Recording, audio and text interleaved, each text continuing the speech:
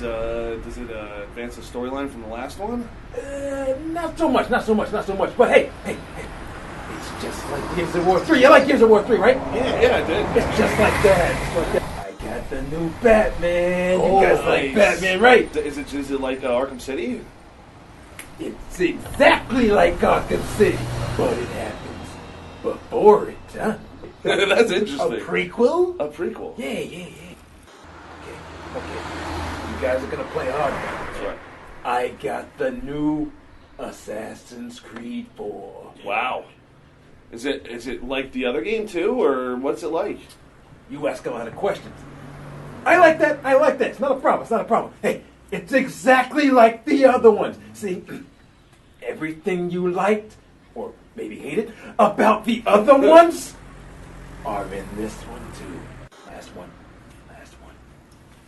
I got God of War Ascension. Nice. It's the latest release. You gotta get it. You want to find out what happens to Kratos, right? Okay. Remember how in the previous games you just kind of killed things? Yeah, that was actually a lot cool. of fun. Okay, you didn't want any of that story stuff, right?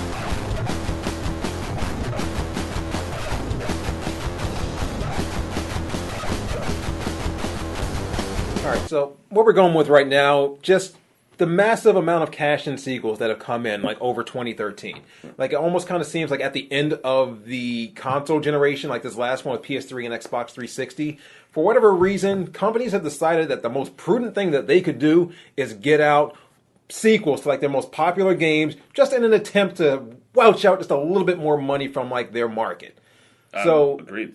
I mean, these are popular games. These are games that I love. But once you've actually seen these games or played them, you realize there's no reason they should exist. They don't drive their market forward. They don't drive the story forward. And even some of them have taken like a step back. Agreed. The ones that I've played myself were God of War Ascension. I'm a massive God of War fan. Don't know why. Jerk.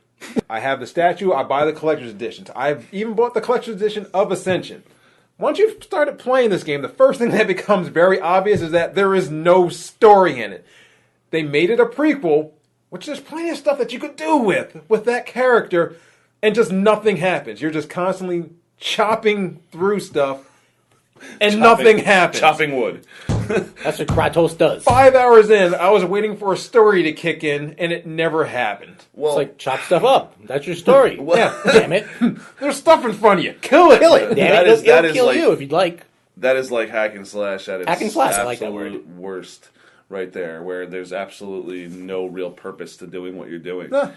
Unless you're making fun of yourself like Deadpool. There's no purpose, but it's making fun of itself. Okay, but that's fun. But Deadpool was not a sequel, thankfully. No. But I don't mind hack and slash games. It's a Let's game not with a sense go of off humor. base here. I don't mind those type of games. Yeah. I'm just saying when there is no actual story pushing it forward, Exactly. it becomes a monotonous X pushing game. It's just a waste. Did you play any of like the games we're talking about? I think most sequels are a waste of time.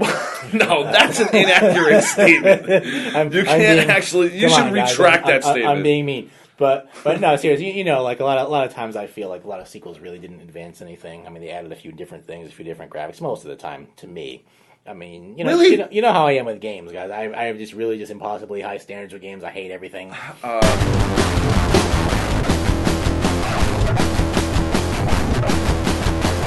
That's me. That's my point of view on this.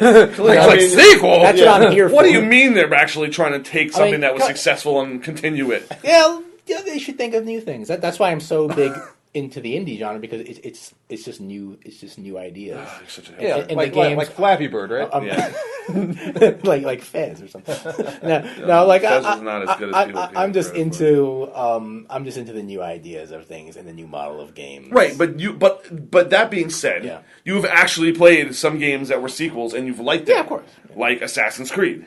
Did you not? Yeah, you played Assassin's Creed 2, haven't you? My favorite Assassin's Creed was Assassin's Creed 2. Now that kind of goes in the face of what he just said 2 seconds ago. But earlier, go. But Assassin's Creed 1 was a totally different game, though. So that was one effective sequel, because it was a totally different game. There's one. Am I right or am I right? It was a totally different game. What I liked about 2 are the puzzles and everything. You know, 3, you know, the continuations of 3, like you said, the Brotherhood, that was good because you kind of run a business of assassins, which is cool. It taught you about business. Yeah. That's what the purpose of that game is. It taught you assassins, yes. You know? As taught to you by Leonardo da Vinci. 3 was the one with the Revolutionary War. I played some of it. It was kind of like, it was a little too big for me. I kind of lost interest. Is that bad to say? No, not at all. Interest, and I haven't played 4, but I'm hearing nothing good about 4, except for you get to drive a pirate ship, which seems okay. And, I mean, I played 4, and while it's not a bad game, it is still more of the same. Everything about the ship combat, spectacular. Right. Ship combat all the way. Is it really that I would good? think so. Everything that happens when you're not on the ship is the same generic ship, climbing on press branches. counter to win Assassin's Creed. Hide in the bush and nobody Hide in the bush, sees you. climb on the branches. Bush stealth. Bush stealth, yeah. There's a whole nother hide in the meaning haystack. to that, I think. When Splinter Cell came out 10 years ago, Bush stealth. Some guys chasing you magically disappear in the haystack. I think that, yeah. Well, I mean, Steve, not to, go further into this because, our topic is cash-in sequels, but you kind of disproved your own point by saying you liked 2 better than the first one. You say it's a different game, but it's not really a different game. It's a different story. It's still based on the same gameplay mechanics. It's building upon not the really, which is the exact thing you're supposed to do in a sequel to make it better. It's when you start becoming stagnant that is the point of a sequel not being.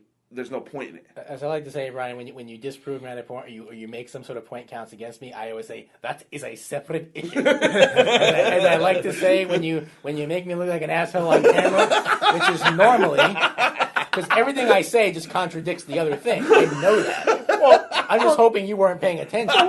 For what it's worth, for the first time, he actually presented a counterpoint and just instead of just Without saying, saying, "Oh, really? I would say, he actually part 2? Really? Sequels. They suck. Really? Oh, really? Well, this time I took 2 more That seconds is to a elaborate. separate issue.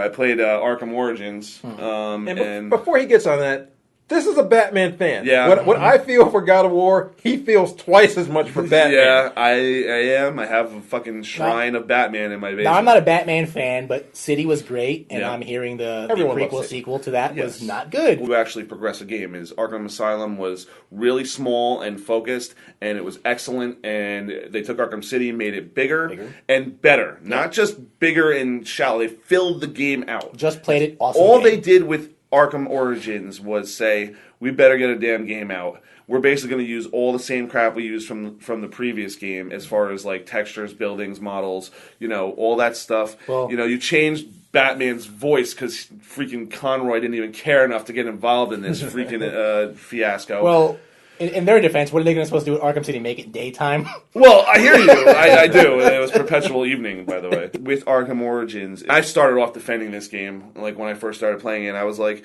I can understand why they did this. It's like a cheesy way to put things together, but just, it was very much just a slap-together story and saying, like, whoops, we killed off Joker last time. That's Our right. bad. He died of a disease. Our bad. Oops, You know I what I just mean? gave it away. No, that's an old game. That's fine. Once there's another game, then there's no spoiler. I just thought it was funny how alerts anymore. Batman carried him out like Robin.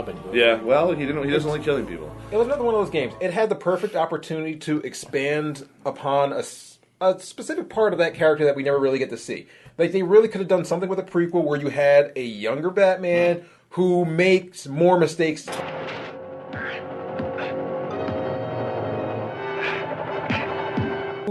Who doesn't actually get things done in the most efficient way. Doesn't have all the gadgets yet. But they didn't do that. They went with copy, drag, paste. Right. And I didn't finish the game, which says a lot because I'm a Batman fan.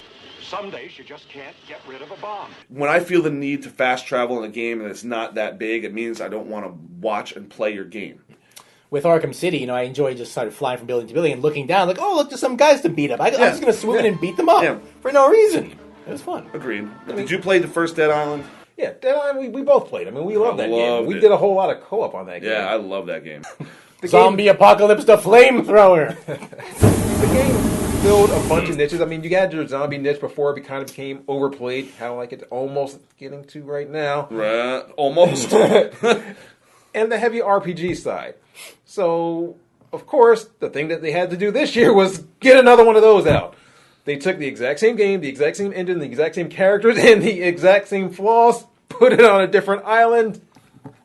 Give us $50. Why does it have to be an island? Why can't it just be like Well, it wouldn't be you know, much of a dead zombie island if dead it were. city. Well, yeah, but then Or you can leave dead- the city by car. Or dead shopping mall. Oh, wait, they already did that. Sorry. That was called Dead That was Rising. called Dead There kind Rising. of was like a Two. city area in the first one. game. There was. Why can't it be Airplane of the Dead? Imagine that you're stuck in an airplane and you No, can't wait, go anywhere aren't they else. making that movie with Liam Neeson right now? Is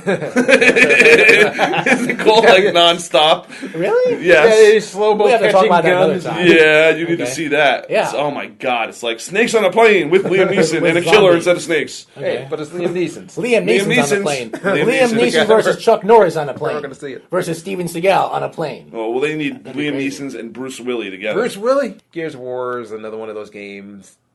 They took the time to try to play the prequel card and just didn't go as far as they could have with it. There is a game which should feature the Pendulum Wars in the Gears of War universe that we still haven't gotten. Right.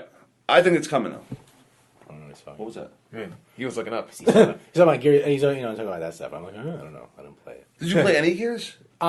They were giving away the first one for free on the Xbox. Yeah, did you download it? Yeah, I played it. Great game. I think it's great. The Gears trilogy is a great game. It Gears is. of War Judgment is It a is, good yeah. game with a terrible story. It had a good Just- it didn't action. need It to had a be good there. feel to it, but it was a little stiff. It didn't need to be there, so that's the whole point of it, I guess. But yeah, I mean, I feel like you said before that the companies just basically were like, new console cycle. We better try and grab as much cash out of people that are waiting around to, just to have money to spend to fill their time.